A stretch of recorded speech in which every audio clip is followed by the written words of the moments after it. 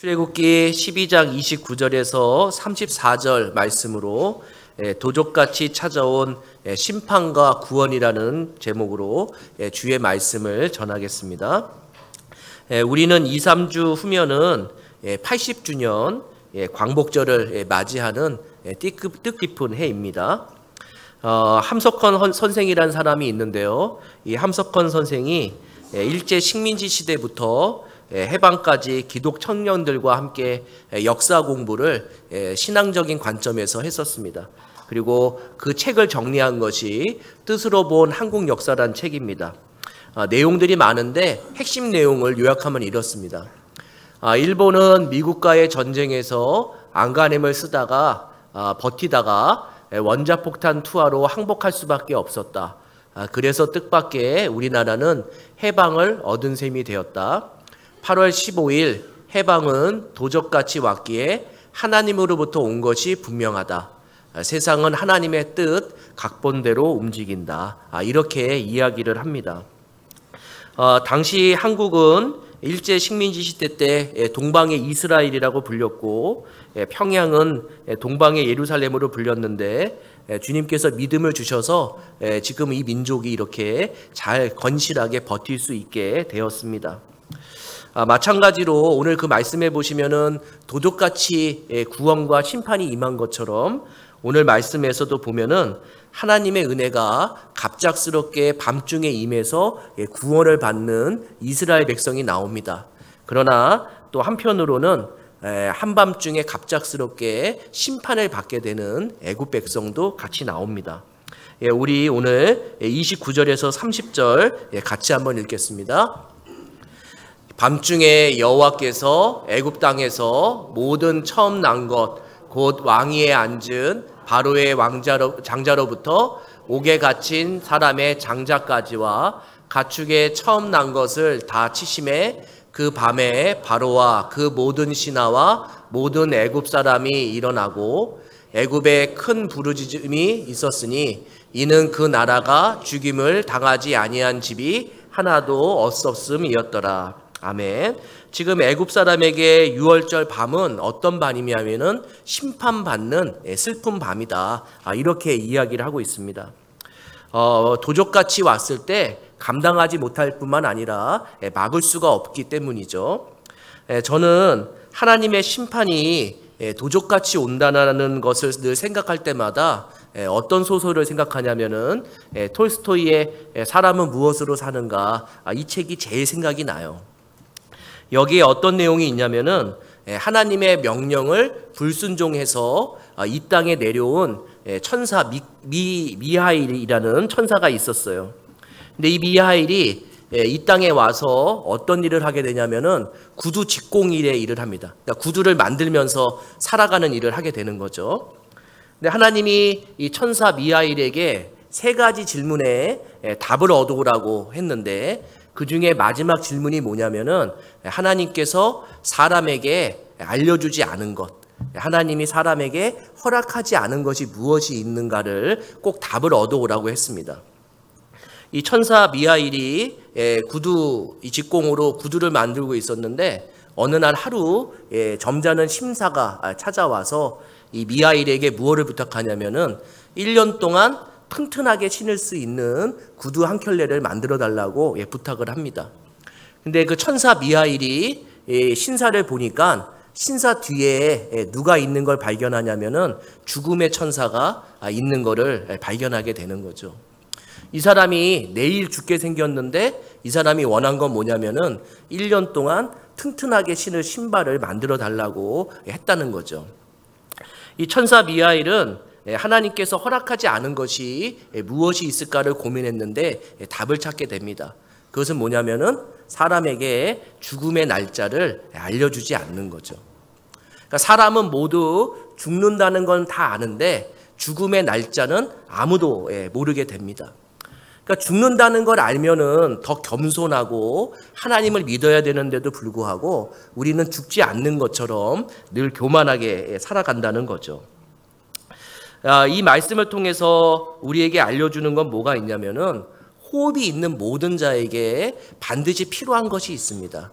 그것이 뭐냐면은 예수님이고 예수님을 믿어야 구원을 받을 수 있다는 것, 이것이 가장 소중한 선물이라고 할 수 있습니다. 하나님은 최고의 지혜자였던 솔로몬의 입을 빌려서 잠언 27장 1절에 이렇게 얘기합니다. 제가 읽겠습니다. 너는 내일 일을 자랑하지 말라. 하루 동안에 무슨 일이 났는지 내가 알 수 없음이니라. 그러니까 우리에게 가장 많이 필요한 거는 큰 재산이나 아니면 건강함일 수 있지만 더 중요한 거는 내일 일을 모르기 때문에 과연 우리가 믿음을 소유하고 있는가, 예수님을 나의 구원자로 고백하고 있는가, 이것이 가장 소중하다고 할 수 있습니다. 그리고 오늘 말씀에서 우리에게 알려주는 건 뭐가 있냐면은 하나님의 심판은 우리가 생각하는 것, 상상하는 것 이상으로 더 충격적이고 무섭다는 거예요. 여기 한번 보시면 29절 한번 봐보세요. 29절에 보면은 그 단어가 나오는데 장자라는 단어가 나와요. 근데 원어에는 29절에 장자라는 말이 없습니다. 그러니까 이 29절에 장자라는 말을 원래는 빼셔야 되는 거예요. 그러니까 하나님은 마지막 재앙을 뭘로 맨 처음에는 얘기하셨냐면은 애굽에 있는 모든 장자, 맏아들, 그 다음에 모든 처음 태어난 수컷을 하나님이 죽이시겠다고 얘기를 하거든요. 근데 마지막 10가지 재앙을 내릴 때 하나님이 그 이상의 심판을 내리시는 거예요. 어떻게 심판을 내리시냐면은 처음 태어난 것들을 다 죽이세요. 그러니까 처음 태어난 맏아들과 맏딸 죽이고, 그 다음에 가축에서 태어난 첫 번째 수컷과 암컷을 다 죽이시는 엄청난 충격적인 재앙을 내리십니다. 그리고 이 원어에는 한 가지 더 숨겨져 있는 게 있어요. 뭐냐면은 손주까지도 죽인다라고 얘기되어 있습니다. 그러니까 나의 첫 번째 손주들, 손주까지도 하나님이 10번째 재앙에 다 생명을 걷어가시게 하는 이런 일이 일어나게 되죠. 우리가 한번 생각해 볼 것이 있어요. 뭐가 있냐면은 지금까지 하나님은 10번째 재앙에 어떻게 내리신다고 얘기를 했어요? 맏아들, 첫 번째 수컷만 죽이겠다고 얘기를 했던 거죠. 근데 애굽 사람들의 입장에서는 이렇게 생각할 수가 있는 거예요. 아, 내가 10번째 재앙까지만 잘 인내하면은 다시 일어날 수 있겠구나. 이런 생각할 수 있을까요? 없을까요? 충분히 하죠.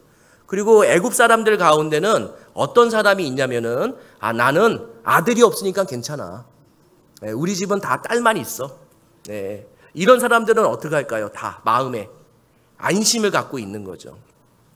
그러나 하나님이 오늘 30절에 뭐라고 얘기하냐면은 애굽에 큰 부르짖음이 있는데 그 애굽에 사는 모든 집에서 죽임을 당하지 않은 경우가 없다라고 얘기하는 것처럼 이 정도의 죽음이면은 애굽에 사는 모든 사람들이 다 지금 뭐를 하고 있을까요? 장례식을 치를 수밖에 없는 엄청난 재앙을 주님께서 내리신 겁니다. 하나님은 마지막 심판을 항상 어떻게 생각하시냐면은 너희가 생각하는 거 그 이상으로 무서운 거니까 반드시 그 믿음을 잘 간직하고 소유하라는 것을 오늘 우리에게 알려주고 있습니다. 이것이 10번째 재앙이잖아요. 그러면은 지혜로운 사람이면 뭐를 해야 될까요? 저 같으면 준비를 해요.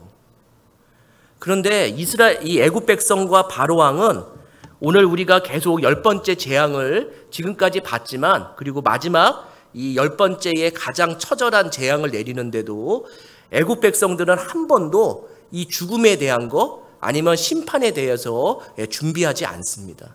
교만한 거죠, 아주. 저 같으면은요, 제 가족 이민 보내요. 아니, 주님께서 얘기하셨잖아요. 애굽에서만 모든 재앙을 내리겠다고 얘기했잖아요. 그러면은 저 같으면은 한 2번이나 3번 정도 하나님의 심판을 받으면은 제 가족을 가장 안전한 곳으로 이민 보낼 것 같아요. 근데 이들은 한 번도 그런 생각을 하지 않습니다. 왜냐하면은 애굽보다 더 안전한 곳이 없다고 생각한 거예요. 애굽보다 이 세상에서 더 안전한 곳이 없고, 애굽에 있으면은 그래도 나의 재산은 다 지킬 거라고 호언장담하고 그냥 눌러 앉아 있다가 이런 고난을 경험하게 되는 거죠. 하나님은 마지막 심판을 무시하거나 그거를 비웃는 사람들을 가리켜서 뭐라고 얘기하냐면은 어리석은 사람이라고 얘기를 해요. 그 무디 목사님이 이런 얘기를 합니다. 하나님의 심판을 무시하거나 안일하게 생각하는 사람에게 한 가지 간증을 하시는데 이런 간증을 하세요. 무디 목사님의 가장 친한 친구 목사님이 어촌에서 목회를 하고 있었는데 그 교회의 성도의 대부분들이 어부였대요. 어부. 근데 큰 태풍이 와서 일주일 동안 이 물고기를 잡으러 가지 못했는데 딱 일주일이 지나고 그 하루가 아주 잔잔하고 바람 한 점이 없더랍니다. 그러니까 어부들이 어떻게 했을까요? 다시 바다에 나가서 물고기를 잡으려고 그물을 막 싣고 배를 출항하려고 했는데 항구에 어떤 일하는 사람이 갑자기 막 달려와서 지금 큰 태풍이 오니까 나가면 안 된다고 얘기를 했어요. 근데 사람들이 미련해서 어떻게 했을까요? 나간 거예요. 그리고 큰 태풍을 만났는데 그 무디 목사님의 친구 교회에 어부들 중에 몇 명만 살아남았냐면은 3명만 살아서 왔다라고 무디 목사님이 간증합니다.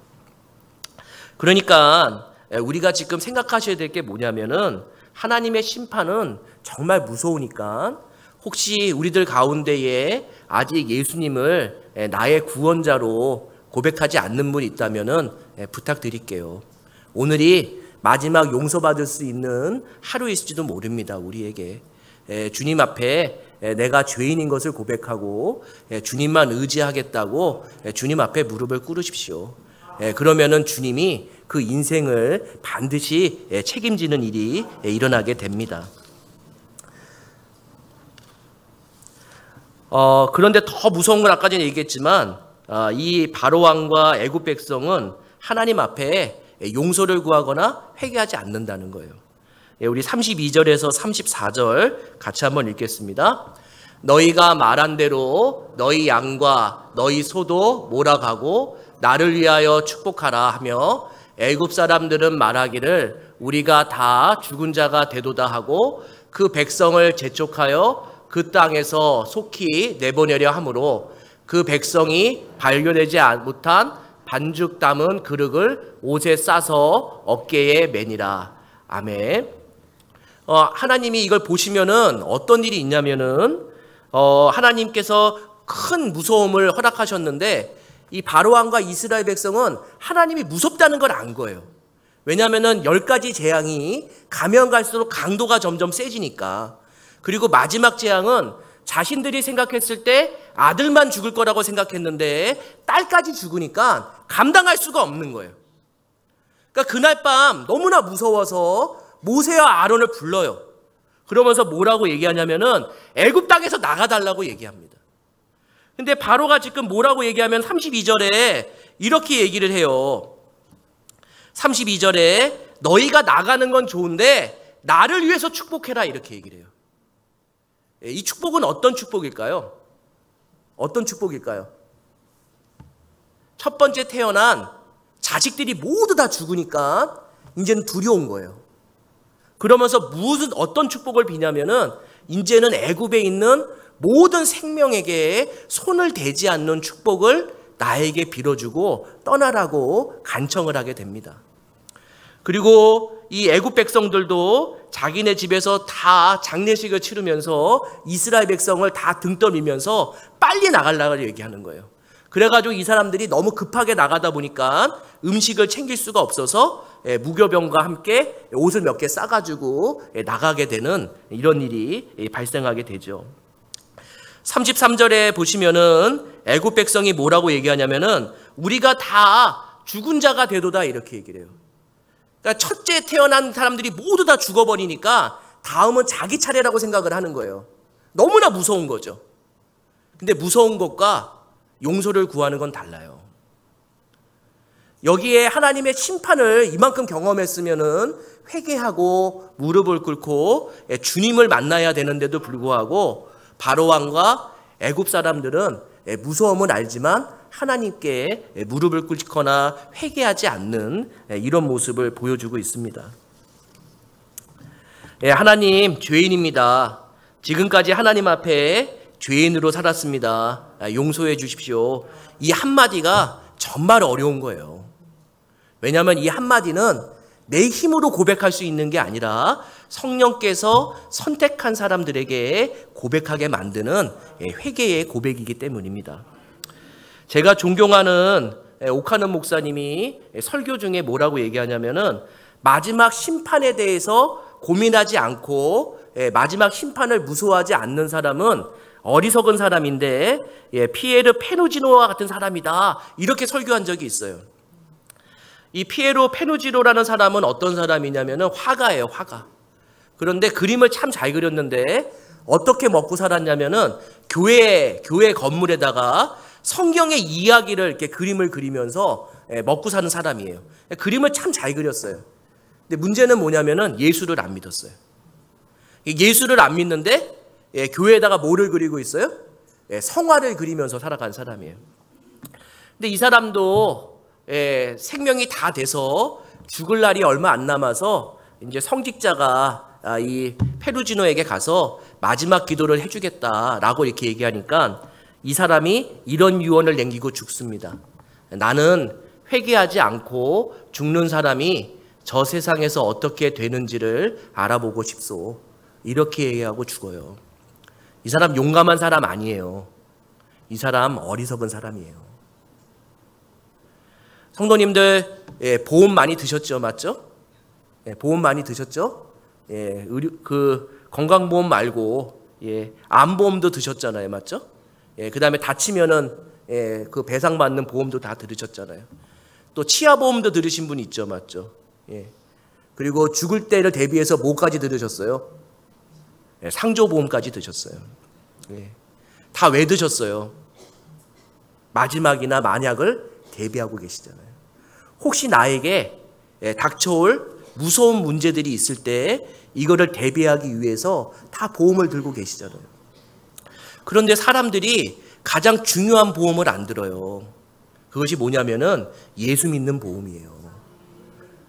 정말로 예수님을 믿고 있으면은 우리가 힘들 때마다 주님이 나에게 힘을 줘서 일으켜 세우시거든요. 그리고 우리가 죽는 그 순간에도 예수의 손을 잡고 천국으로 갈 수 있는 가장 귀한 보험인데도 불구하고 이거를 거부하는 사람이 있어요.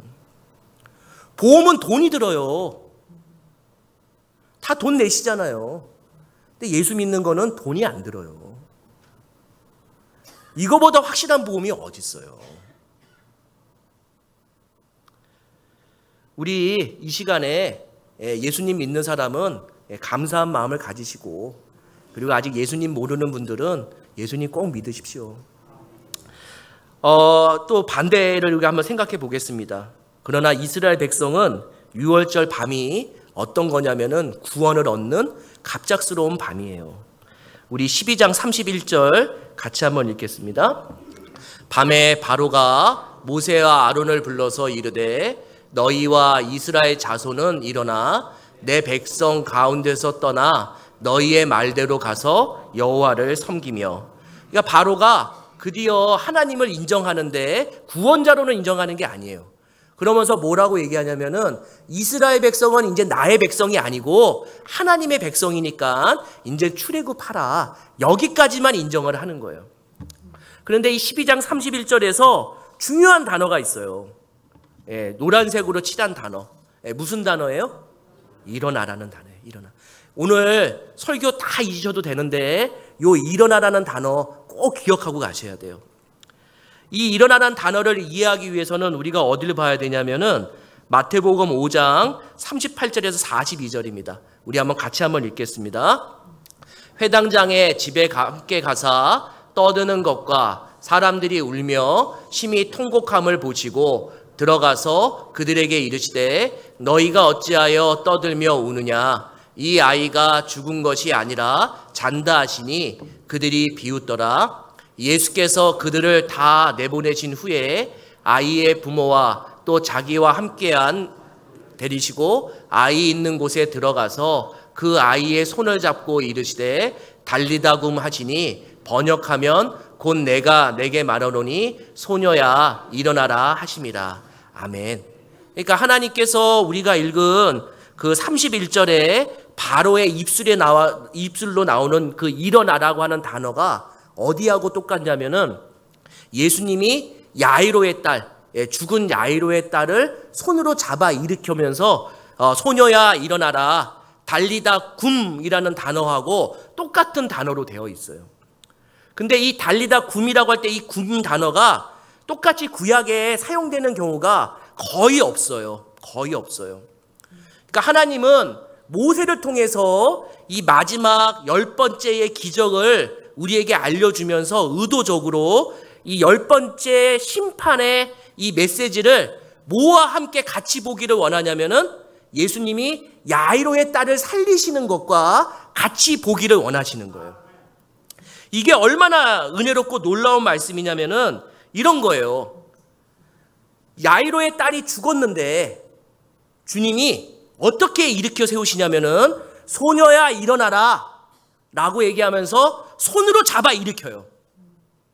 마찬가지로 애굽에서 종살이하고 있는 이스라엘 백성에게 하나님의 은혜가 무엇으로 임하기 시작하냐면은 하나님의 손가락으로 임하기 시작하는 거죠. 그러니까 애굽의 모든 재앙들이 하나님의 권능의 손으로 재앙을 일으키면서 이스라엘 백성을 죽음 같은 곳에서 벗어나게 하는 것처럼 주님도 야이로의 딸을 죽은 자 가운데서 일으키시는 놀라운 기적을 우리에게 보여주고 있습니다. 근데 마가복음 5장 40절을 보세요. 마가복음 5장 40절을 보면은 예수님이 야이로의 딸이 잔다고, 죽은 것이 아니라 잔다고 얘기할 때 사람들이 어떻게 하냐면은 비웃어요. 왜 비웃을까요? 예수님의 능력을 모르기 때문에. 아니면 예수님의 능력을 알지만 예수님이 죽은 자를 다시 살리실 거라고 믿지 않았기 때문에 그들은 예수님을 보면서 비웃었어요. 마찬가지로 하나님께서 모세와 아론을 통해서 이스라엘 백성을 구하겠다고 바로왕과 애굽에 보냈을 때 누가 비웃었을까요? 바로왕이 비웃고 애굽 백성들이 비웃었어요. 그런데 놀라운 일이 일어나죠. 예수님이 소녀야 일어나라 달리다 굼 하면서 그 소녀를 일으켰을 때 마가복음 5장 42절에 보면은 뭐라고 보냐면은 그 모든 사람들이 놀라고 놀랬다 이렇게 얘기를 해요.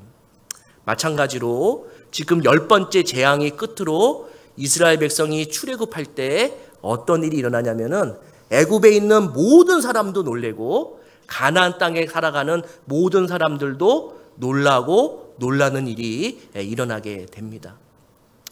하나님은 오늘 우리가 이 출애굽기 12장 29절에서 34절에 출애굽시키시는 하나님의 능력을 보여주고 그 다음에 예수님께서 야이로의 딸을 죽은 자 가운데서 일으키시는 것을 다시 우리에게 보여주면서 중요한 걸 얘기해줘요. 뭐냐면 하나님은 어제나 오늘이나 영원토록 동일하신 하나님이라는 것을 얘기해주고 모세를 다시 이스라엘 백성을 죽은 자 가운데서 그러니까 이 노예 같은 이런 생활에서 다시 일으켜 세우시는 것처럼 그리고 예수님이 죽은 야이로의 딸을 다시 일으켜 세우시는 것처럼 주님도 어제나 오늘이나 동일하신 분이기 때문에 우리 삶을 다시 일으키시고 다시 일으키는 역사가 일어날 것을 믿습니다. 오늘 말씀 속에서 하나님은 갑작스러운 어떤 사람에게는 심판에 임하지만 예수를 믿는 사람에게는 생각하지도 못했던 놀라운 기이한 방법으로 우리에게 은혜를 입히게 돼요. 생각해 보세요. 애굽의 백성들도 자기의 모든 첫 번째 태어나는 이 남녀를 구분하지 않고 모든 사람이 죽을 거라는 것을 상상할 수가 없었어요. 이스라엘 백성도 어떨까요? 자기네 마지막 재앙은 맏아들만 죽는 거라고 생각을 했어요. 근데 뚜껑을 열어보니까 마지막 심판이 애굽에 있는 모든 첫 번째 태어난 것들을 하나님이 다 죽이시는 일을 눈으로 경험하게 돼요. 이 일을 통해서 이스라엘 백성이 생각하는 게 있어요. 뭐냐면은 내가 믿는 하나님은 내가 상상하는 것 이상으로 기이한 방법으로 우리에게 은혜를 베푸시고 기적을 베푸시는 분이라는 것을 늘 기억하게 만들고, 힘들고 어려울 때마다 하나님은 기이한 방법으로 다시 일으켜 세우실 거다는 것을 우리에게 알려줍니다. 하나님은 오늘 우리에게 이렇게 얘기하십니다.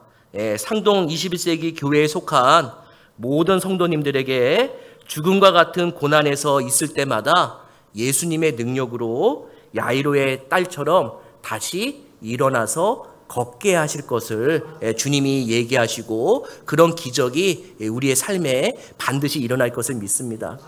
믿음은 능력입니다. 믿음은 주님의 능력을 믿고 살아가는 거니까, 우리가 예수님의 이름으로 구원을 받았다면 주님의 능력을 믿으십시오. 그 주님의 능력이 우리의 삶을 다시 일으키시고 회복시키시고 우리가 생각하지 못했던 놀라운 방법으로 우리에게 갚아주시는 것들이 분명히 많을 거라 생각을 합니다. 우리 같이 기도하겠습니다.